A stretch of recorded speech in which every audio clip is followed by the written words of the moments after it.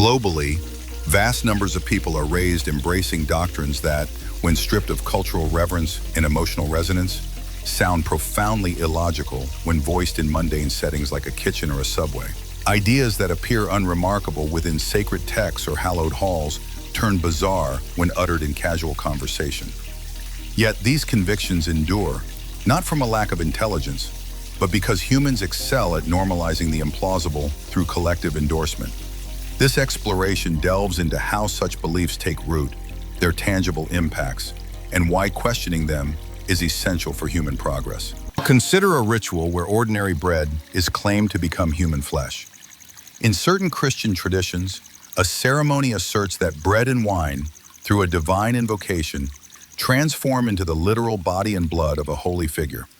This concept, known as transubstantiation, is not metaphorical but a concrete assertion. Millions believe the bread's molecular structure shifts, despite retaining its taste, appearance, and chemical properties. Outside religious contexts, such a claim would provoke disbelief or concern. Yet within the framework of ritual and centuries of repetition, it is venerated.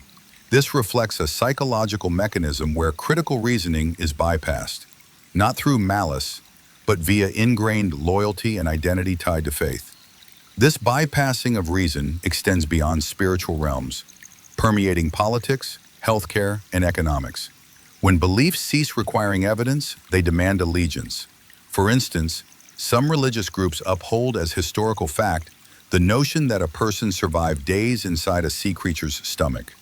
This narrative, often associated with a figure named Jonah, defies biological realities. Large marine animals cannot swallow humans whole, and digestive acids would preclude survival. Yet questioning such accounts is discouraged, leaving adherents susceptible to manipulation. Accepting the impossible as truth because it is written undermines critical thinking, fostering vulnerability to exploitation. This susceptibility yields real-world consequences. Certain educational systems teach that ancient creatures coexisted with humans, or that the Earth is only a few thousand years old, contradicting geological and biological evidence. These teachings do not merely present alternative views, they disconnect young minds from scientific inquiry, eroding their grasp of reality. Yet these ideas persist because they offer certainty amid chaos, casting randomness as purpose, suffering as a trial, and death as a portal to eternity. This comfort explains their longevity, but it exacts a steep price. Some beliefs are so extreme, they reveal the lengths people go to preserve illusions. In certain Indian traditions, followers believe uncut hair fosters divine closeness. Though benign, this illustrates how arbitrary acts gain sacred status when linked to hope or fear. In the Philippines, individuals publicly endure crucifixion to emulate divine suffering, their agony framed as devotion rather than self-harm. Authorities rarely intervene, as the act is cloaked in religious sanctity. Similarly, in Ethiopia, self-flagellation purges sins, while in Brazil, exorcisms involve intense physical reactions to expel supposed demons. These practices share a core premise. The body is a battleground for unseen forces, a notion that, without context, borders on delusion. Yet these adherents are not irrational individuals. They function normally in daily life. The irrationality is collective, embedded in institutions and reinforced by shared conviction. Once a belief gains enough traction, it bypasses the need for proof.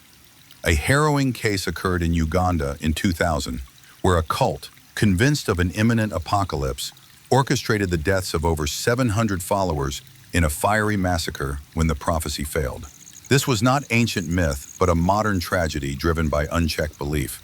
Less extreme but equally damaging is the rejection of medical care for prayer. In some U.S. communities, parents attribute illness to moral failings, refusing treatment for their children, sometimes fatally. Religious freedom often shields such choices, prioritizing faith over life. This pattern underscores a critical flaw. When rules are believed to stem from a divine source, they evade scrutiny. Convictions about diet, clothing, sexuality, or social interactions derived from texts penned millennia ago in vastly different contexts. For example, some faiths deem contact with menstruating women impure. In certain Jewish communities, women must avoid physical contact with their spouses during menstruation, sleeping separately, and undergoing ritual cleansing afterward. In some Hindu sects, menstruating women are barred from temples, kitchens, or even their homes, sometimes isolated in huts. These practices stem from superstitions that stigmatize a natural biological process, despite often exalting motherhood as divine. This contradiction is not an anomaly, but the essence of such systems. Consistency is secondary to compliance. When reason clashes with doctrine, reason often yields. The concept of karma, prevalent in Hinduism, Buddhism, and New Age circles, appears benign. You reap what you sow. Yet in practice, it becomes a moral ledger blaming the poor, disabled, or abused for their plight, attributing suffering to past life misdeeds. This has justified caste oppression and neglect, discouraging aid to the afflicted as it might interfere with their cosmic lesson. The result is a system where victims are faulted and compassion becomes optional. In Thailand, thousands venerate a deceased monarch as a deity, adorning statues with offerings, believing he grants protection or curses. This is not worship of a metaphor, but a literal god. Adherents do not reason. They manage fear, convinced their well-being hinges on appeasing a dead ruler. Fear is a potent driver, fueling cults not with logic, but with threats of divine or social retribution. Even non-traditional systems like Scientology, which eschews conventional deities, rely on fantastical narratives, alien entities implanted in humans by a cosmic tyrant. To outsiders, this resembles fiction. But to followers who pay vast sums to ascend spiritually, it is sacred truth. Questioning invites harassment or legal reprisal, revealing the fragility of such beliefs when exposed. Absurdity need not be dramatic. It often embeds quietly in daily life. Consider the practice of removing a newborn's foreskin to signify divine purity. In some cultures, circumcision is routine, its religious roots, a covenant with a deity, obscured by modern arguments about hygiene or tradition. Yet it remains an irreversible act on a non-consenting infant, guided by ancient texts. Similarly, in certain Christian sects, birthday celebrations, blood transfusions, or national holidays are forbidden, not for harm but for perceived disloyalty to God.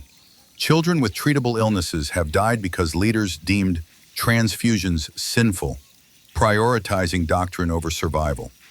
Another modern phenomenon equates wealth with divine favor. In some Christian circles, prosperity is seen as God's blessing. The richer you are, the more favored. Leaders amass fortunes while followers donate savings, hoping for miracles.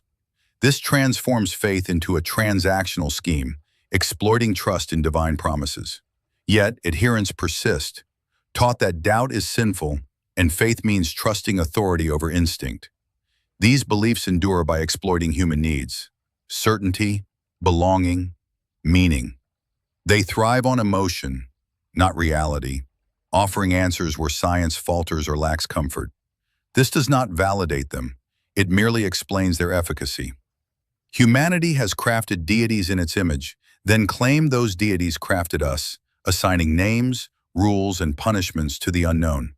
For millennia, dissenters have faced ostracism or worse, yet these beliefs are not essential. Empathy, justice, and kindness predate sacred texts and evolve with knowledge requiring no divine mandate. The danger lies in religion's demand for certainty where uncertainty is honest. No one knows what follows death, yet faiths offer precise answers. Paradises, punishments, reincarnations, each claiming sole truth.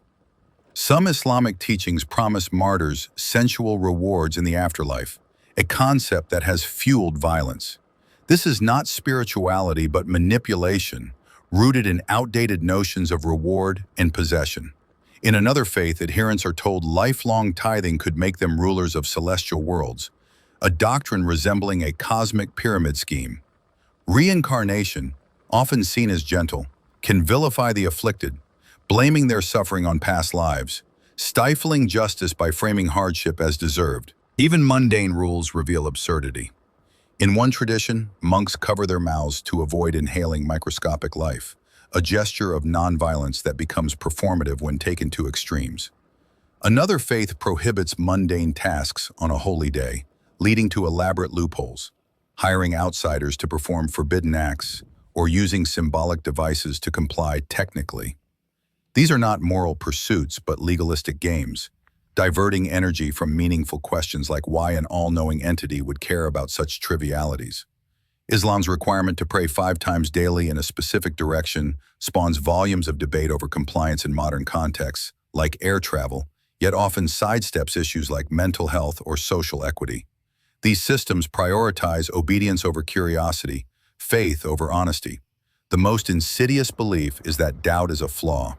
Across faiths, questioning is framed as weakness or sin, teaching generations to suppress their intellect, equating uncertainty with moral failure.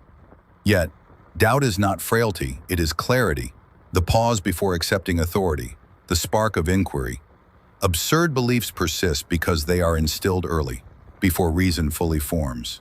Most inherit faith like a family name, not through choice. The brain adapts, building pathways around these ideas, making them seem natural. Psychologists term this belief perseverance. Once a conviction is emotionally tied to identity, family, or community, it resists logic. Contradictions are rationalized, facts ignored. Leaving faith risks losing everything: family, friends, status. In some communities, apostasy brings disownment, harassment, or even death. Fear, not love, keeps many in line.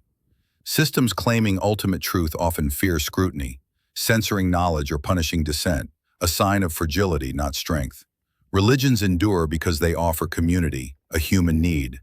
Rituals, holidays, and shared values bind people, making criticism feel like an attack on family or culture. Yet, belonging and belief are distinct. One can cherish community while questioning dogma, value tradition without endorsing myth. At their core, most faiths promote human values: compassion, honesty, justice, that require no supernatural justification. These evolve, adapting to new insights, unlike rigid doctrines that freeze morality in ancient contexts. This rigidity explains why absurd beliefs persist. Admitting flaws risks unraveling the system, threatening identities and power structures. Religious leaders often wield political, economic, or social influence, resisting change to preserve control. Even patently illogical ideas, talking animals, celestial scorekeepers, or gendered creation myths, endure because systems protect them. Breaking free requires more than logic. It demands courage to voice dissent, to say, "This doesn't add up," despite risks. These discussions matter not to mock, but to inspire thought, to reclaim the right to question. Embracing uncertainty, admitting, "I don't know," is not weakness but a starting point. Religion often claims to resolve every mystery, packaging the unknown in tidy narratives. But true understanding arises from exploring ambiguity.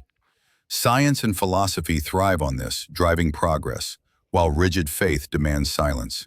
Beliefs that defy reason or compassion, flat earths, demonic illnesses, or divine surveillance, persist through teaching, funding, and enforcement, shaping laws and lives. In some nations, reproductive rights, gender equality, or personal freedoms are curtailed by ancient texts, not evidence. Yet most adherents are not irrational. Their beliefs are emotional, tied to love, memory, and identity. Ridicule fails because it ignores this. Honesty works, honesty with oneself. If a doctrine seems illogical, cruel, or contradictory, question why it must be true. Strong beliefs should withstand scrutiny. If they don't, what's at stake? This isn't about proving others wrong, but about better questions. What world could we build without fear of inquiry? What ethics could emerge unbound by ancient codes? What communities could form rooted in reason, compassion, and shared humanity? That world would be imperfect but real, free of invisible chains, built by people daring to think, evolve, and create.